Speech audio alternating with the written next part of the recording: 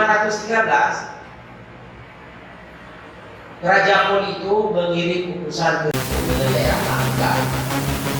Ya. Dari yang lain yang mengatakan awal mula kerajaan ini namanya Sahela. Kerajaan Sahela itu lebih lama lagi. Tapi saya belum itu dari sisi nama. Orangnya dari mana? Ya. Orangnya yang menghidupkan PDI dari awal, ya, dari awal yang menghidupkan PDI dari sejarah catatan orang dari Indonesia, siapa? Kita sebut sekarang India belakang dulunya, ya, Indochina, ya, Champa, dekat nama sukunya adalah Mon Khmer itu orang yang awal mula menduduki dan membangun peradaban di PDI. Itu apa? Nah, panjang itu mulainya. Menurut catatan seorang musafir Cina, Fahim, tahun 400 Masehi itu Fahim itu tahun 413 ya, tahun 413 Fahim seorang musafir Cina, beliau mengunjungi satu daerah yang dikenal dengan daerah Poli namanya. Ya, tahun 413 sama Masehi itu artinya sebelum Nabi Muhammad Rasul kita lahir, ya, sudah ada kehidupan di PDI. Nah, ketika yang bersangkutan itu datang, ya, ketika yang bersangkutan datang ke PDI, beliau melihat raja di PDI menunggang gajah, kemudian bermahkotakan emas dan berpakaian sutra, menunjukkan itu adalah daerah yang makmur. Itu artinya tahun 413 Masehi.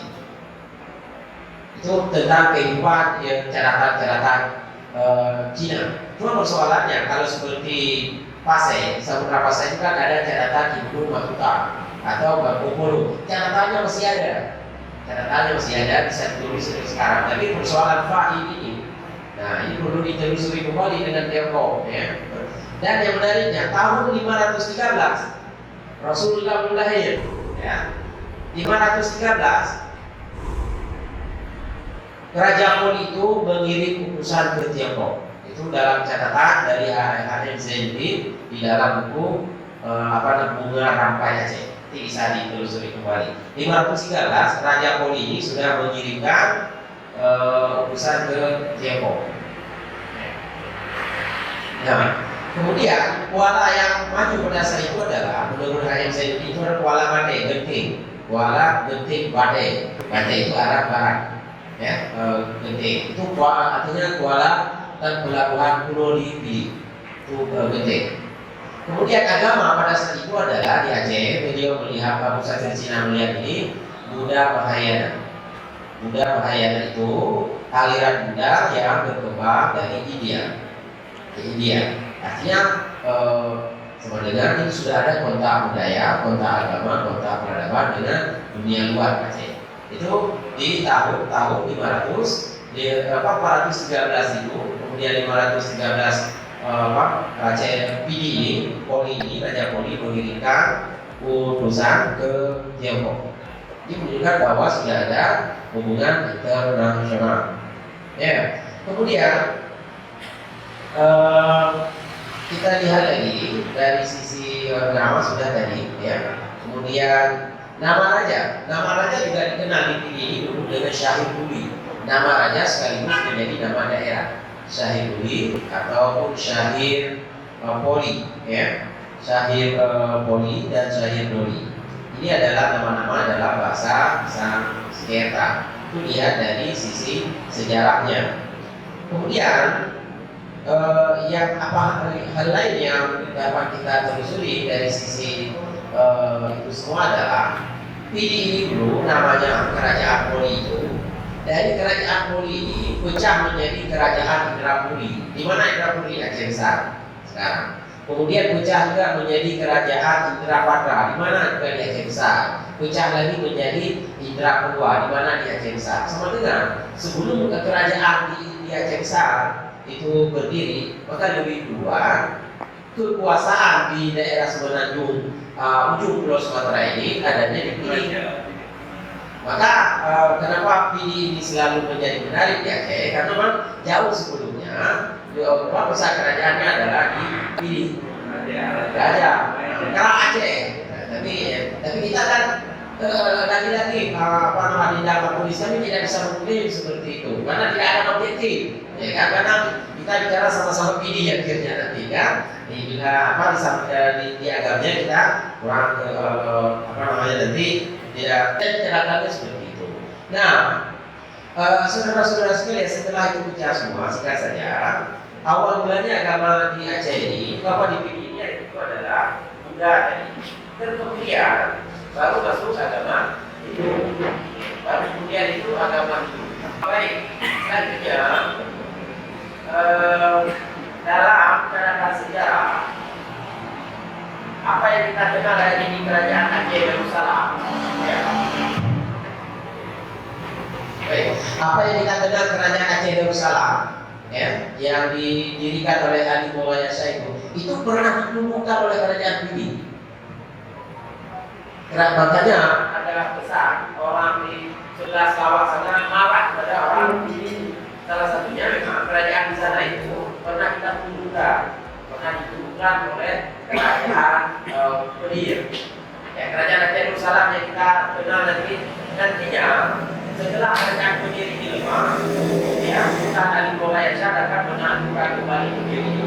Tapi saling menaklukkan, maka wajar jika ada macam-macam pemikiran, perasaan antara orang dari Sarawak. Memang dari dulu sudah ada sering perang. Kerajaan Pedir juga pernah mengirimkan pasukan untuk membantu kerajaan Samsera Kansai saat diserang oleh Majapahit. Kerajaan Samsera Kansai itu pernah diserang oleh Majapahit dan kerajaan Pedir membantunya. Ya, nah kemudian di Syahir Poli ini, di Syahir Duli ini, lihat dari sejarahnya, kita ini sudah mengembangkan dan membangun kampung internasional di PD ini. Setelah jalan ini, itu Jurukling nanti, itu kampung internasional. Nanti kalau ingin menjawab kenapa Aceh maju dulu, kenapa PD maju dulu, karena kita terbuka. Salah satunya jawabannya adalah kita terbuka. Kita ada kampung Jurukling, baru dua tiga itu. Kemudian kita dekat Pendopo ada kampung Cina. Mana kampung Cina tidaklah berarti itu orang Cina tinggal di situ, tapi mana kampung sebagian dalam catatan penilai itu disebut kampung adalah tempat Cina berjualan, pasar yang diberikan hak oleh raja untuk orang Cina berjualan di sana. Nah, ini interaksi kita dengan artinya interaksi orang PD ini sudah ada dengan orang India, dengan orang Klay, kemudian juga dengan Cina. Klay itu kan salah satu suku, ya, bangsa dari India. Kemudian balik lagi kita ke kiri kita ada kampung Melayu. Nah, kampung Melayu di sini, kampung Melayu arah kampung belah di kampung area, ya. Nah, kampung Melayu menunjukkan bahwa orang Melayu juga diberikan upah. Kemudian kita balik juga ke arah Tubing, ada Tubing Jawa. Jawa dulu itu adalah sebuah bangsa yang dilihat hari ini kita sudah jadi sebuah negara, dulu juga satu bangsa tersendiri. Ada Tubing Jawa. Kemudian ke Bunun, ada di sana, kemudian ada di Pekanbaru itu namanya Blue Arab. Itu menunjukkan bahwa kita ini adalah sudah membangun kampung internasional. Artinya orang itu kalau maju kita harus terbuka. Begitu kira-kira. Ya, itu satunya. Kemudian balik lagi ke arah sana itu ada kampung Yaman. Yaman di Gunung.